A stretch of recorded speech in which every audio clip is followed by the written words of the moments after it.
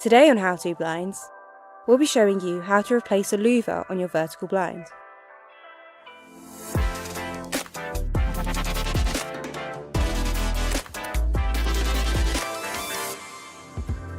First, we'll show you how to replace a louver when you have a chain attached. Rotate the blind to an open position and find the louver you want to replace. Detach the clips on the chain from either side of the weights in the louver.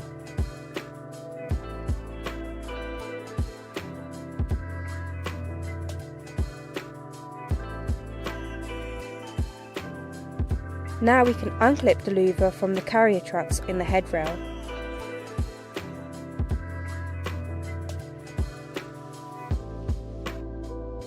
And replace it with a new louver.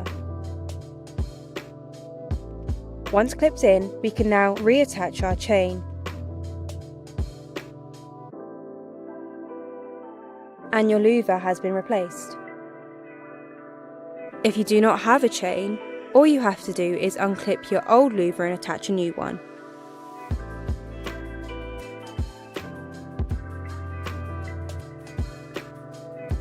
And that's how you replace a louver in your vertical blind.